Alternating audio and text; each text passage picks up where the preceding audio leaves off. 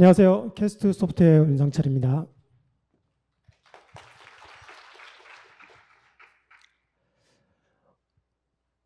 모든 위치에서 세컨드 스토리지를 최적화하는 전략. 여러분들은 이 제목에서 모든 위치는 어디일까? 그리고 세컨드 스토리지는 무엇일까?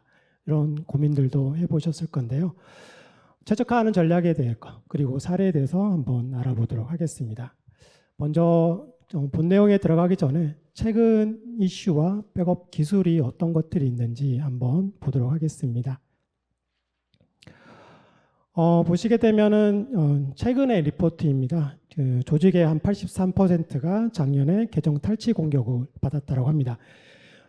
이런 추세는 이제 랜섬웨어를 제치고 기업의 어떤 조직의 주요 보안 사례의 주요 등급으로 이제 올라와 있는데요.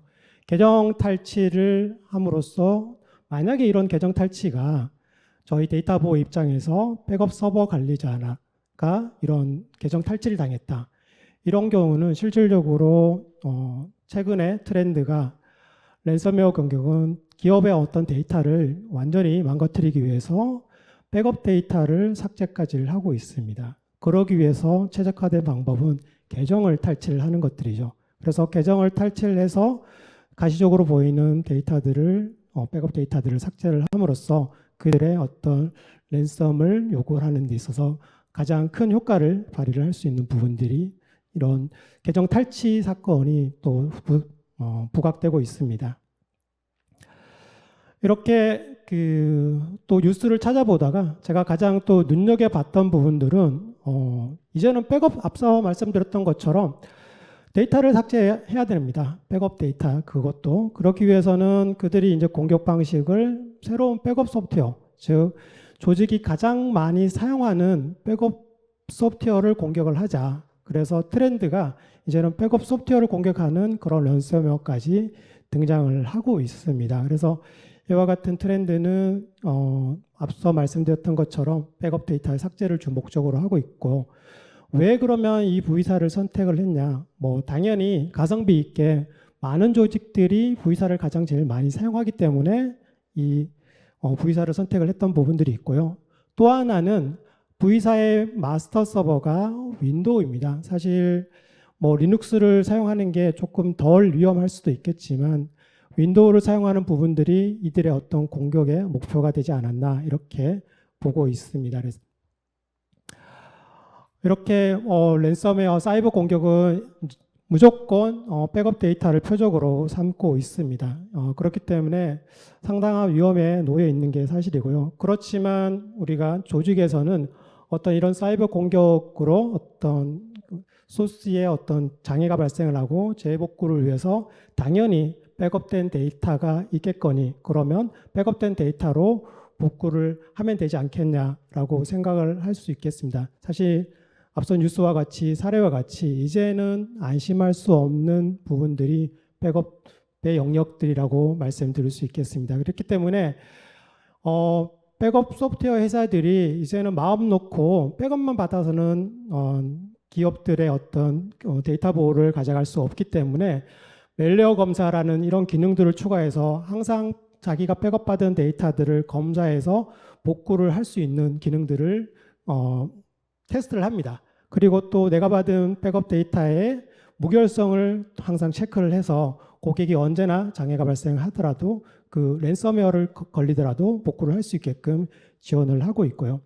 이런 취지에서 몇몇 백업 솔루션 회사들은 이제는 데이터 보호 회사가 아니라 보안 회사를 인수를 함으로써 보안 영역을 넓혀가고 있습니다.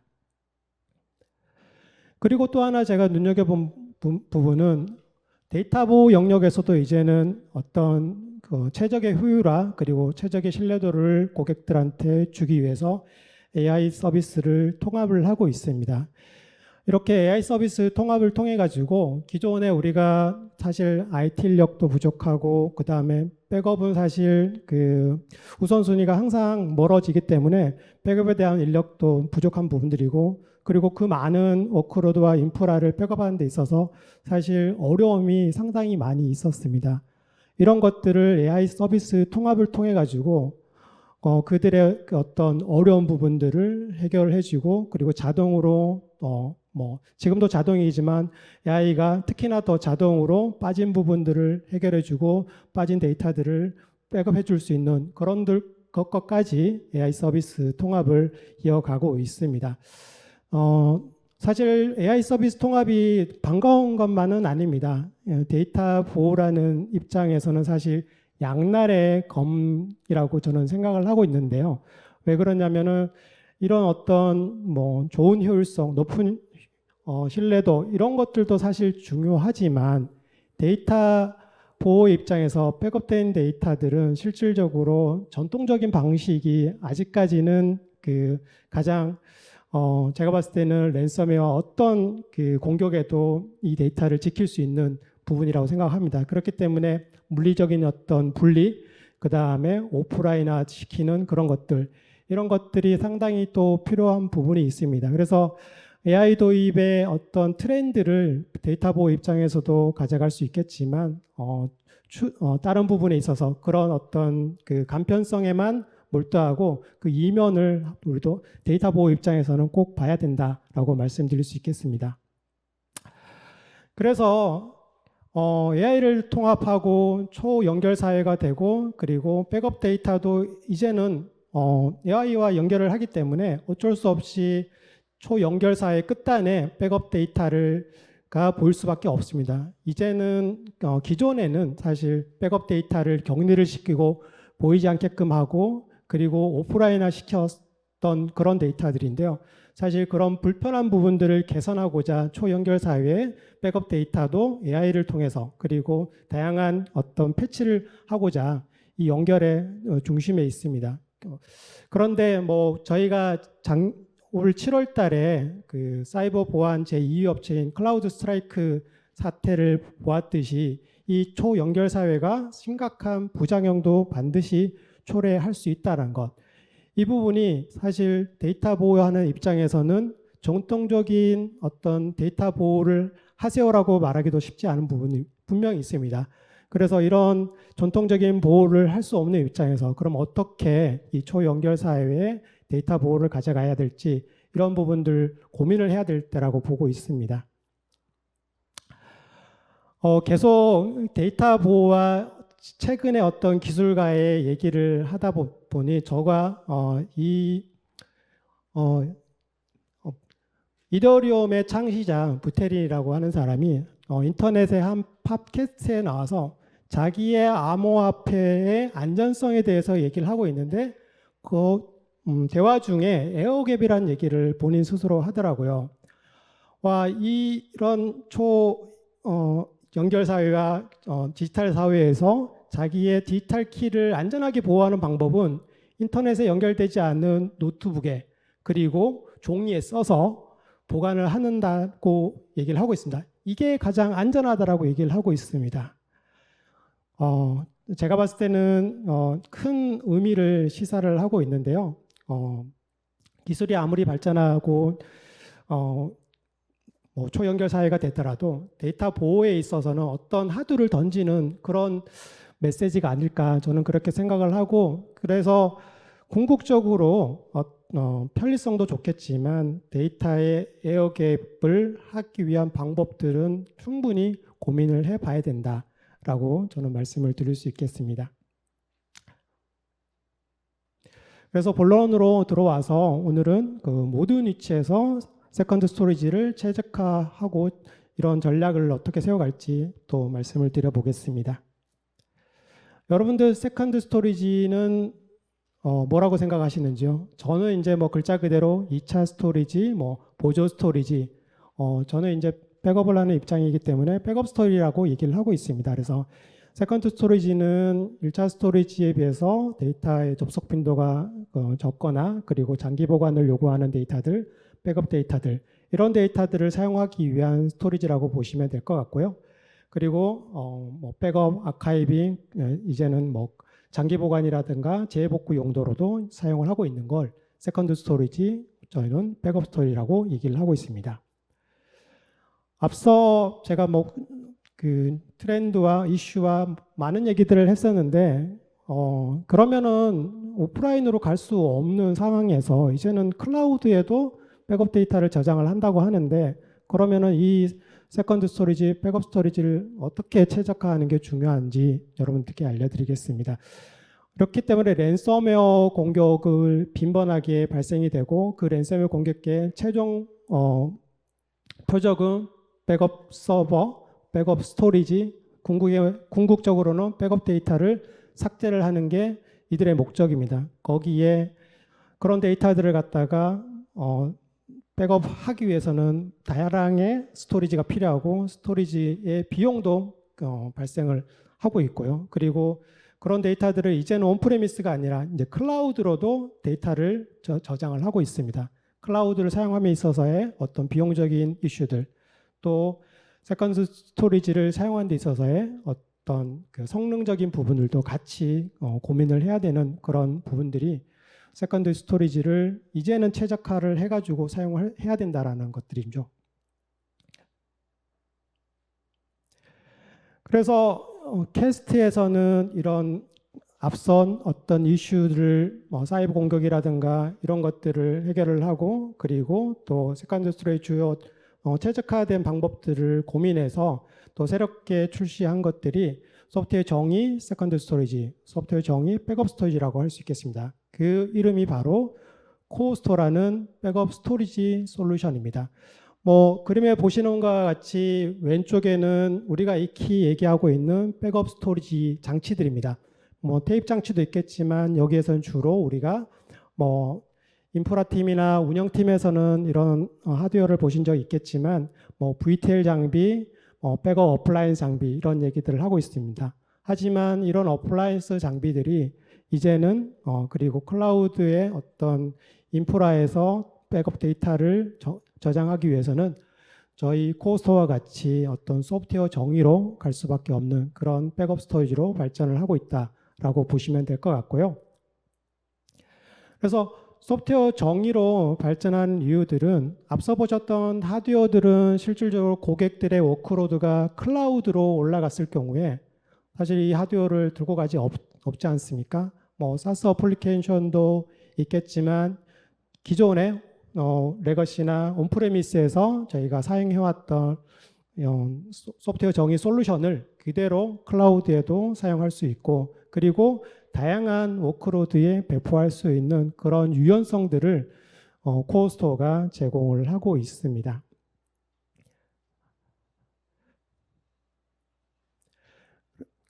그래서 제가 말씀드리고자 하는 것은 세컨드 스토리지 최적화는 뭐냐? 바로 소프트웨어 정의 세컨드 스토리지로 발전하는 것이고요.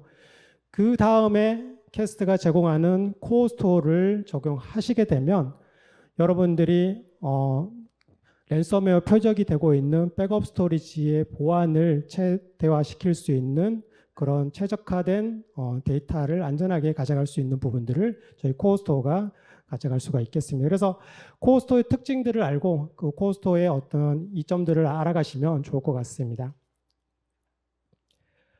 코어 스토어는 백업 스토리지입니다. 백업 스토리지만 여러분들 조직에서 사용하고 있는 엔터프라이즈 백업 솔루션들과 연계해 많은 부분들을 다 지원을 하고 있습니다. 그리고 그 백업 소프트웨어들이 제공하고 있는 다양한 프로토콜들을 사용을 해서 그것들을 코어스토어가 백업을 받을 수 있게끔 유연하게 지원을 하고 있습니다. 그래서 저희 코어스토어는 따로 도입을 하실 수도 있고요. 아니면 현재 사용하고 계시는 백업 소프트웨어에 추가적으로 백업 스토리지를 구성하셔서 기존의 어떤 고민들, 백업의 데이터의 고민들을 해결해 줄 수 있는 그런 스토리지 역할을 하는 솔루션이라고 보시면 될 것 같습니다. 또 앞서 설명드렸던 것처럼 코어스토어는 설치 유연성들입니다. 소프트웨어 정의로 되어 있기 때문에 온프레미스 환경에서는 저희가 다양한 하드웨어 벤더들과 협업을 해가지고 이제 어플라이언스 형태로 고객들한테 공급도 하고 있고요. 그리고 가상화에서는 다양한 자원들을 사용해가지고 원하는 성능을 낼 수 있게끔 지원을 하고 있고요. 그리고 클라우드에서는 오브젝트 다이렉트라는 스토리지 형태로 클라우드 스토리지에 직접 저장할 수 있는 형태로 저희 스토리지 솔루션을 운영을 하실 수가 있습니다. 이 부분에 대해서는 뒤에 한 번 더 적극적으로 한번 좀 설명을 좀 드려보도록 하겠습니다. 그래서 코어스토어는 백업 스토리 최적화를 위해서 첫 번째로 유연성을 먼저 좀 설명을 드렸습니다. 그래서 이 유연성은 조직의 워크로드가 이제 어디에 있든 그 유연성을 따라가기 위해서 거기에서 백업 데이터를 또 최적화하기 위해서 저희 코어스토어의 유연성을 먼저 설명을 드렸고요. 그리고 가장 중요한 기능이라고 할 수 있는 중복 제거와 백업 처리 능력에 대해서 좀 설명을 좀 드리겠습니다. 중복 제거는 여러분들 뭐 좀 생소한 분도 계실 겁니다. 뭐 사실 기술적으로는 20년이 넘은 기술이긴 한데요. 제가 왜 20년이 넘은 기술을 지금 AI 시대에 이 얘기를 하냐? 오늘의 사실 제가 드리고 싶은 핵심 단어는 중복 제거입니다. 왜 중복 제거를 말씀을 드리냐면 여러분들이 이제 클라우드를 뭐 CSP나 MSP가 이제 워크로드를 클라우드로 많이들 옮기기 위해서 제안들을 하고 있고 또 제안을 받아서 옮겼습니다. 그렇지만 그 서비스 중에 제가 봤을 때는 어느 누구도 우리 스토리지 서비스는 경제적인 면이 있기 때문에 쓰시면은 많은 비용을 절감을 합니다 라고 했지만 실질적으로 그 스토리지 서비스에는 중복 제거라는 기술이 1도 포함이 되어 있지 않습니다. 왜 그럴까요? 그들은 중복 제거를 통해서 스토리지 사용량을 줄이게 되면 당연히 그들한테 손해가 되겠죠. 온프레미스에서는 이 중복 제거라는 데이터를 기능을 사용해서 모든 기관들이 데이터를 최적화시키고 스토리를 최적화시키고 비용을 절감을 가져가고 있습니다. 그렇지만 클라우드에서는 절대 중복 제거 얘기를 하지를 않습니다. 이 중복 제거를 통해서 어떤 점이 좋아지는지 뒤에 사례를 한 번 더 설명을 드릴 건데요. 저희 이제 코어스토어가 제공하는 중복 제거를 통하게 되면 데이터 절감률을 극대화시킬 수가 있고 그리고 또 클라우드에 사용하더라도 온프레미스와 동일하게 클라우드 스토리지 절감 효과를 가질 수가 있습니다. 그리고 또 레거시에 있는 데이터뿐만 아니라 온프레미스에 있는 데이터뿐만 아니라 사스에 있는 데이터들도 얼마든지 중복 제거 스토리지를 사용을 하게 되면 데이터를 줄일 수 있기 때문에 이 또한 전체적인 클라우드 IT 비용을 줄일 수 있는 그런 부분이라고 보시면 될 것 같습니다. 그래서 중복 제거에는 뭐 단순히 스토리지를 최적화시켜서 데이터를 적게 저장하는 부분들 있겠지만 다양한 프로토콜을 제공을 하게 됩니다. 이 프로토콜을 통해서 우리는 어떤 것들을 실천하냐면 온프레미스는 데이터들을 클라우드로 보내는 데 있어서 어떤 뭐 소산이라든가 아니면은 뭐 복제라든가 이런 것들을 클라우드로 하는 데 있어서도 상당한 메리트를 가지고 있습니다. 그래서 소스 중복 제거라는 기능들은 백업 변경된 데이터만 데이터를 보내게 되고요. 그리고 중복 제거된 데이터만 보냄으로써 더 자주 이제 백업을 하게 되고 그 백업된 데이터를 클라우드로 보내게 되고 클라우드의 재복구를 실현할 수 있는 부분들 또한 그 밑바탕의 기술은 핵심 기술은 중복 제거 기술이라고 보시면 될 것 같습니다. 그래서 백업 데이터를 클라우드로 보내는 데 있어서 그 핵심 기술은 중복 제거, 그 중복 제거를 제공하는 세컨드 스토리지는 코어스토어가 잘 하고 있다라고 보시면 될 것 같습니다. 그래서 뭐 앞서 설명드렸던 그 내용의 어떤 그 추가적인 부분들이고요. 그래서 중복 제거를 통해 가지고 복제를 하는 데 있어서 완구간의 어떤 인터넷을 이용해서 클라우드로 보낸다 하더라도 이런 복제를 기존 대비 15배까지 그 단축을 시킬 수가 있습니다. 이렇게 코어스토어가 클라우드로 데이터를 보내는 것들을 중복 제거라는 기능을 통해서 적절히 잘 보낸다라고 얘기를 했는데 그러면은 조직이 원하는 클라우드의 어떤 벤더가 다 다를 것이고 또 거기에 필요한 스토리지 서비스도 다 다를 겁니다.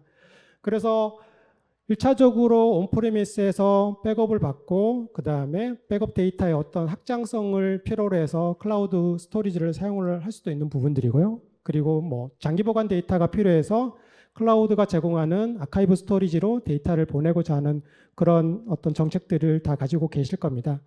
그런 정책들을 반영하기 위해서 저희 코어스토어 같은 경우는 이제 계층화를 지원을 하고 있습니다. 1차적으로 백업을 빠르게 받고 그리고 그 백업된 데이터를 갖다가 클라우드로 빠르게 원하는 클라우드 스토리지 서비스를 사용할 수 있게끔 연결을 다 시켜줄 수 있는 그런 계층화 작업들을 클라우드 스토리지 계층화 작업을 할 수 있게끔 저희 코어스토어가 지원을 하고 있습니다.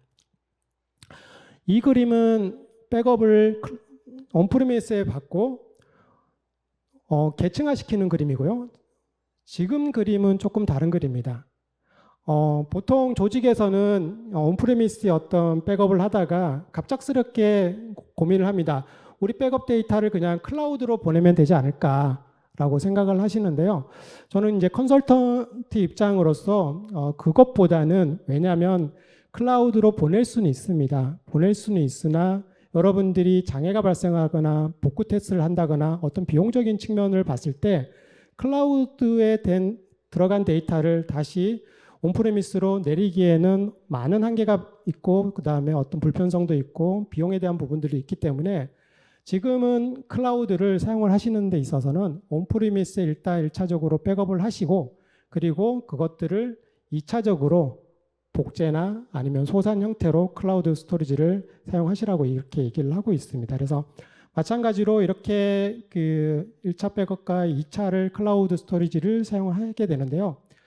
그러면 클라우드 스토리지를 사용하게 되면 온프레미스에서는 우리가 보통 하드디스크를 사용을 하게 되고 뭐 이렇게 되는데 클라우드도 여러 가지 이제 스토리지 서비스들을 제공하지 않습니까? 뭐 블록 스토리지 아니면 파일 스토리지, 이제 오브젝트 스토리지인데요. 오브젝트 스토리지를 이제 백업 스토리지로 많이들 사용을 하고 있습니다. 그래서 오브젝트 다이렉트라는 저희 코어스토어 기능은 그 오브젝트 스토리지에 데이터가 직접 이제 들어가게끔 하는 그런 역할들을 합니다. 그럼 코어스토어는 어떤 역할을 하냐? 단순히 프로세싱만 하고 중복 제거를 잘 할 수 있게끔만 그 역할을 하는 게 요 그림이라고 보시면 될 것 같습니다. 이제 중복 제거됐고 클라우드의 데이터도 잘 뭐 티어링을 하든 아니면 소산을 하든 복제까지 저희가 마쳤습니다. 이제는 그러면은 그 클라우드든 온프레미스든 백업된 데이터를 갖다가 조금 더 안전하게 데이터 보관을 할 수 있는 부분들을 좀 찾아보도록 하겠습니다.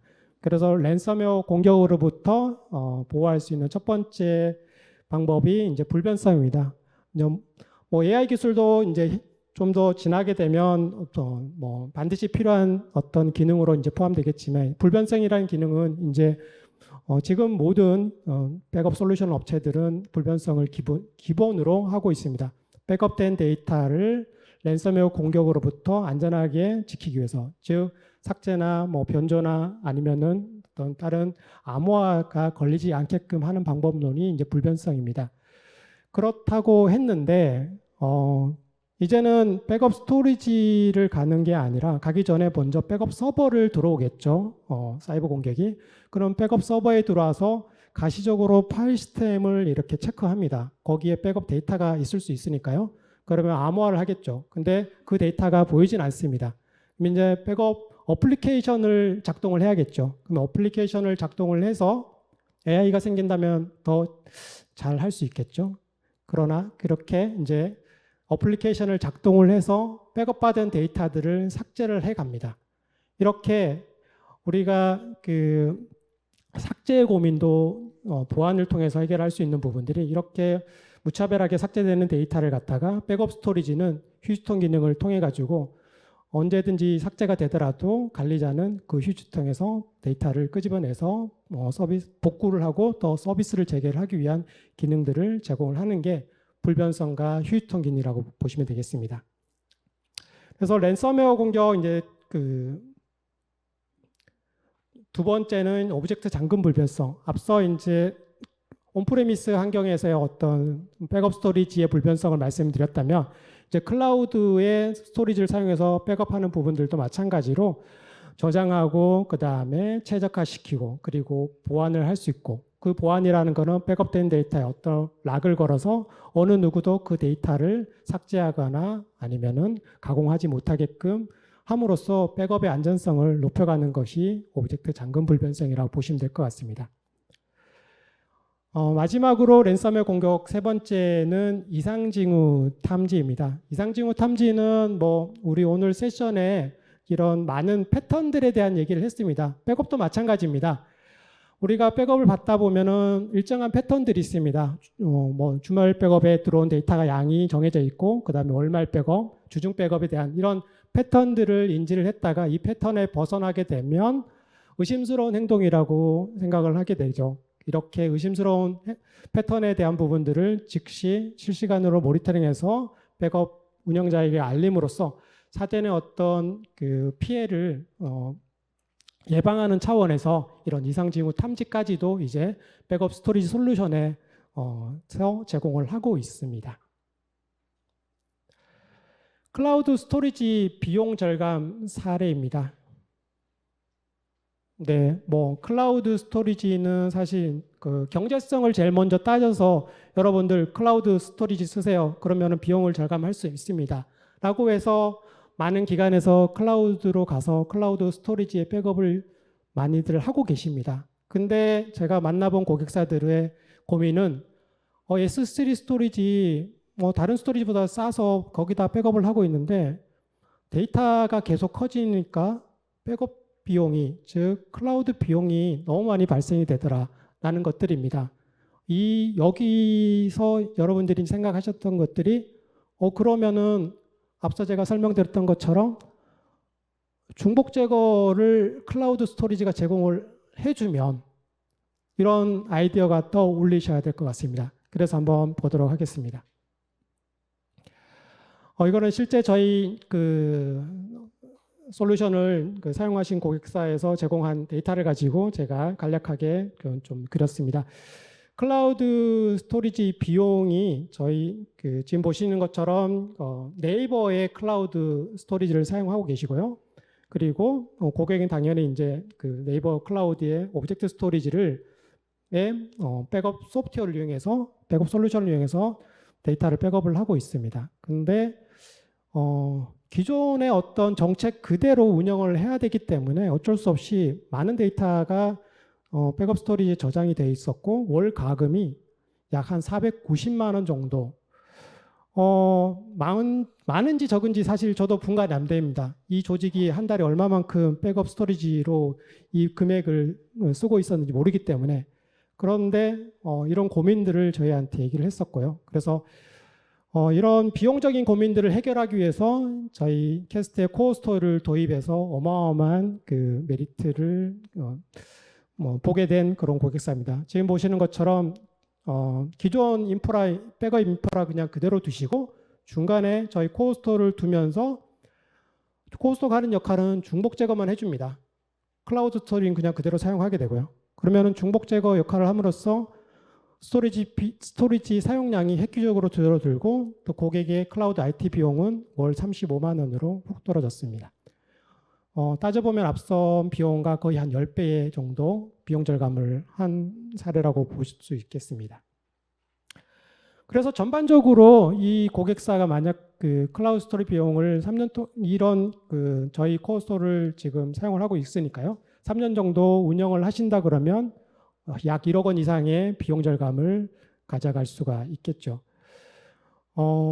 지금 이런 그 기술들을 사용을 해야 되는데 절대 그 CSP나 MSP 입장에서는 본인들의 도움이 되지 않는 기술이기 때문에 뭐 저희 퀘스트의 파트너 아니면 고객은 다른 기존의 레가시의 어떤 스토리지 업체를 만나서 얘기를 들어봐야 이렇게 비용을 절감할 수 있는 부분들을 들으실 수가 있습니다. 그래서 세컨드 스토리지를 제가 제목에 넣었는데요. 세컨드 스토리지는 뭐다? 백업 스토리지다. 뭐다? 소프트웨어 정의 세컨드 스토리지다. 그러면 그 스토리지는 코어 스토어다. 이렇게 생각을 하시면 될 것 같고요. 그래서 코어 스토어는 유연합니다. 왜 유연하냐? 지금 조직이 가지고 있는 백업 인프라에 그대로 적용이 가능한 부분들입니다. 이렇게 그 다양한 백업 소프트웨어들이 저희 코어스토어가 지원을 하고 있고요. 뭐 그게 워크로드가 어디에 있든 온프레미스든 가상화든 클라우드든 상관이 없습니다. 저희가 다 유연하게 운영할 수 있게끔 지원을 하고 있고요. 그리고 또 다양한 클라우드 스토리지도 지원을 하고 있기 때문에 아카이브 스토리지든 아니면 인텔리전트 티어링이든 그 어떤 것이든 모든 스토리지 서비스들을 다 지원을 하고 있습니다. 그리고 두 번째로 저희 코어 스토어는 효율화입니다. 어떤 효율화냐? 계속 강조드렸지만 특히나 클라우드에서 저희 코어 스토어를 도입을 하시게 되면 앞서 사례와 같이 어마어마한 비용 절감을 하실 수 있습니다. 이거는 사례뿐만 아니라 당연한 그가인데 그들이 감추고 있는 것뿐입니다. 그렇기 때문에 코어 스토어를 통해서 효율화를 꼭 하셔야 됩니다. 코어 스토어는 안전합니다. 오프라인 백업 물리적으로 별도로 분리해서 보관하고 이런 형태의 백업 데이터를 유지를 하면은 그 어느 것보다 안전하게 유지를 할 수 있겠지만 사실 테이프 있지 않냐라고 생각을 하겠지만 이제는 테이프도 고객들이 불편해하고 있습니다. 그러다 보니 테이프 회사들이 망해가고 있습니다. 그리고 클라우드 스토리지를 사용해서 백업을 하다 보니까 클라우드의 성장은 더욱더 커지고 있고요. 그래서 우리는 어쩔 수 없이 트렌드를 따라가서 백업 데이터도 클라우드에 저장을 해야 되는데요. 이 저장된 데이터를 안전하게 지킬 수 있는 방법까지 저희 코어 스토어가 지원을 하고 있습니다. 그래서 다시 한번 또 설명을 드리면 세컨드 스토리지는 코어 스토어. 코어 스토어 발음하기가 좀 쉽지 않습니다. 캐스트의 Q와 그 다음에 스토리지의 어떤 핵심 코어 역할을 한다고 해서 코어 스토어라고 저희는 브랜딩을 했습니다. 네, 이렇게 빠르게 변화하는 이 디지털 사회에서 백업 데이터를 그 어느 때보다 사실 이제 중요하게 생각을 하고 있으셔야겠고요. 그리고 저희 코어 스토어를 도입을 통해 가지고 조금 더 그 조직의 어떤 디지털 혁신을 또 가져가시고 또 비용 절감을 가져가셔 가지고 또 도움이 되셨으면 하는 바람으로 저희 발표를 마치도록 하겠습니다. 감사합니다.